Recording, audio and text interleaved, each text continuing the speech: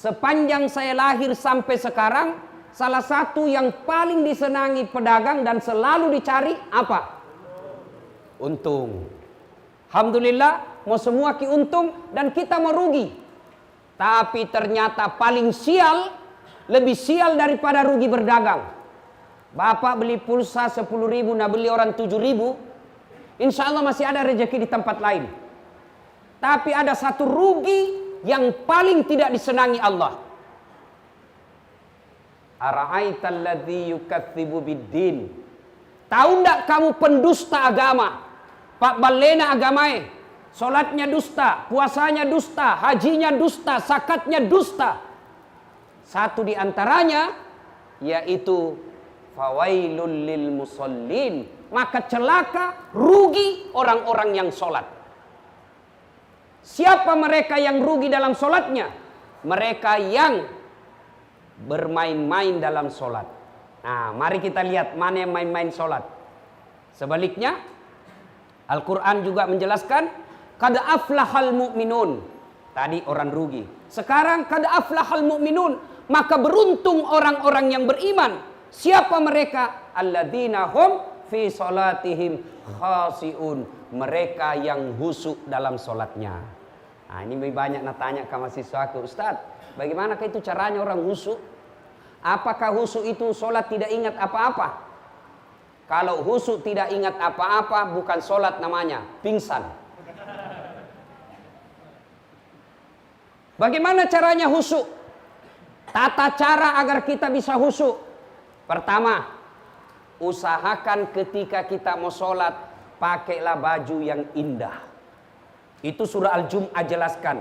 Kau datang ke masjidku, lo ko masigiku mas sampajang, pakai kau baju makesing. Pakailah baju yang indah. Bukan yang mahal, tapi yang indah. Tapi apa yang terjadi di antara kita? Mau ketemu wali kota, ngaling ngasing baju baru. Kalau perlu parfum palsu poin na pakai. Pinjam sepatunya temannya, nah pinjam dasinya temannya. Sampai ketemu wali kota, nah cium tangannya itu wali kota padahal baru tanda tangan korupsi. Tuh, sekalinya mau datang ke masjid, pakaian ala kadarnya. Itu tonna pakai main basket, itu tonna pakai kencing berdiri poin, masih ada satu tetes nadatik saja masuk di sini. Coba baju yang sudah 3 hari tidak dicuci dia pakai, kemudian celananya ada tetesan kencing, lalu dia datang menghadap kepada Allah. Gimana kita mau husuk? Begitu kita sholat, baju yang kita pakai tadi main futsal 2 hari sudah ada jamur, begitu angkat takbir baru nih gatal semua. Bismillahirrahmanirrahim. Alhamdulillahirabbil. Mana koci ton tarana.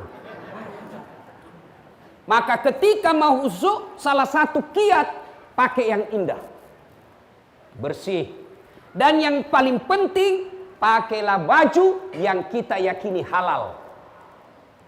Kalau baju korupsi, baju sogok pilwali, pilih anak, baju baru.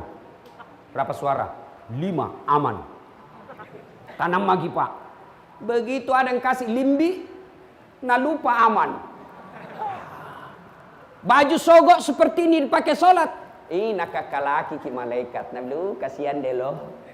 Maka begitu mau datang ke masjid, lihat dulu, pandang dulu. Ini sarungku halal atau tidak? Ini bajuku halal atau tidak? Jam tanganku ini halal atau tidak?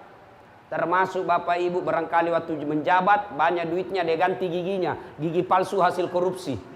Maka begitu mau sholat, buka dulu gigi palsunya. Pakai emas. Dan bagaimana kalau terlanjur nih Ustaz, tidak bisa dibuka? Kenapa? Gigiku mas. Sudah ku kasih emas, tidak bisa dicabut-cabut itu ya. Kalau cincin sebaiknya dicabut, kalau dia emas baru kita sholat.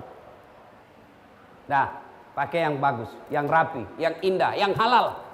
Berikutnya, yang kedua, cara kedua supaya kita bisa sholat. Ketika wudhu, perhatikan tata tertib dan rukun-rukunnya. Ingat, ketika kita mau berbuat baik, setan mulai kepanasan. Ayalah salat. Setan sudah mulai. Nah sebar pasukannya. Sebentar pi. Sebentar pi, jam aku pergi masjid. Masih lama, duhur sampai jam 3. Dekadang pagi jam 3 aku sholat. Setan mulai masuk. Anggaplah begitu azan langsung kita tinggalkan tempat menuju ke tempat sholat. Jangan pikir setan putus asa. Tidak, nagoda ki lagi. Gimana caranya? Nagoda ki supaya main-main ki wudu. Wudunya bagaimana? Sambil terima handphone. Nah simpan di telingana. Sambil berudu. Begini caranya. Yo, berapa kan jual kangi? Tidak bisa kurang-kurang itu sekali. Itu wudu sambil nelpon. Siapa ajar ki begitu?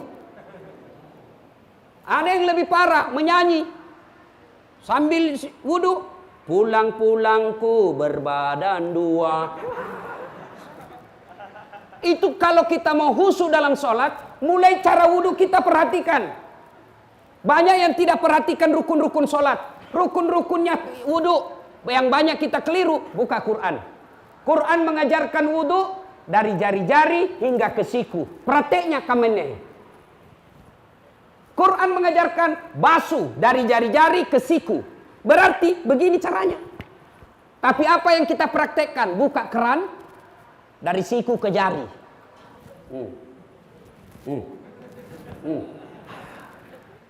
Maka sempurnakan wudu. Ada yang lebih parah lagi, wudu sambil cerita. Ada lagi yang lebih parah, tertibnya itu wudu. Kanan dulu selesaikan, baru kiri lagi. Tidak usah pindah lagi ke kanan. Kalau kanan kiri, itu bukan tertib. Salah satu rukun wudu ada yang disebut tertib. Apa itu? Mendahulukan yang dahulu, membelakangkan yang belakang. Ada lagi yang parah, wudu. Ini anak muda sekarang, canggih. Sekarang Pak, leleng kuliah rambut anak muda.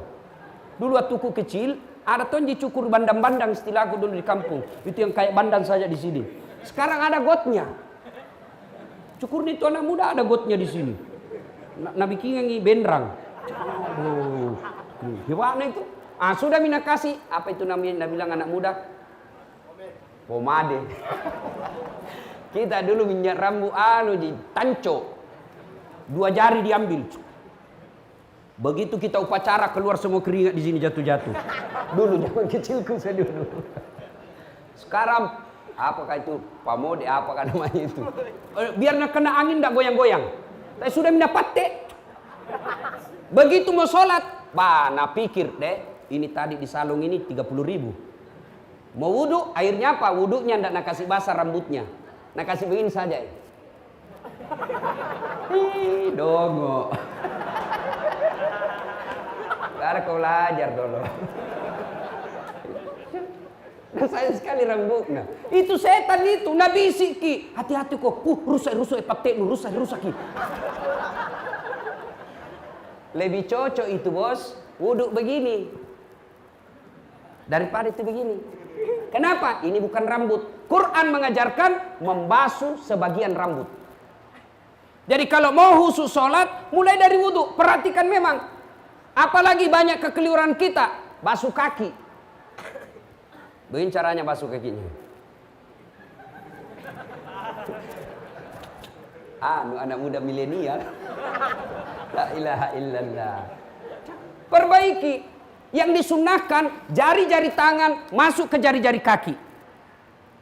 Tapi kita ambil praktisnya. Wajar puluhan tahun kita sholat, tapi sholat itu tidak membawa berkah dalam kehidupan kita. Sudah, anggapi bagus sudut tak? Ya? Sudah wudhu, mulai kita sholat. Nah, ketika sholat, untuk bisa khusyuk, ini mata jangan seperti mata pencuri. Kan itu badai kama paboya. Allahu Akbar. Jangan ketawa, serius orang ini bos. Kita ketawa karena kita begitu toh. Maka ketika sholat, Nabi menganjurkan mata lihat yang kita mau sujuti. Lihat yang kita mau sujuti. Jangan kita mau sholat, nah lihat semua. Kita juga Pak yang pergi berjamaah, pakai baju jangan banyak tulisannya. Apalagi di boko. Kisah orang di belakang tak Pak. Nah baca ngase mintu baju tak. Mau ki ruku, belum selesai imam, mau ki ikut, ndak dihafal. Terpaksa dibaca semua itu baju di depan. Persatuan Guru Republik Indonesia, cabang Cambaya. Nah baca ngasih. Habis mina baca baju kiri kanan depannya, apalagi? Nah cari lagi papang pengumuman. Keadaan keuangan Masjid Nurul Mukmin. Saldo kas 70.000.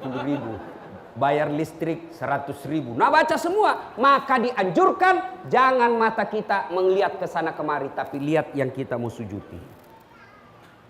Itu coba. Berikut supaya kita bisa khusyuk. Ketika sholat jangan terlalu banyak bergerak. Imam Syafi'i mengajarkan 3 kali di batasnya boleh bergerak. Kalau imam mazhab yang lain boleh. Maka jangki heran kalau di Masjid Nabawi atau di Mekah ada orang sholat pak sambil goyang-goyang, sambil dia terima handphonenya. Bunyi handphonenya langsung nambil, nah lihat, nah langsung dimatikan. Kalau kita kan dibiarkan saja, akhirnya mengganggu. Bagus kalau nada panggilnya mengaji, kalau nada panggilnya lagu dandut, pandrak kita pak.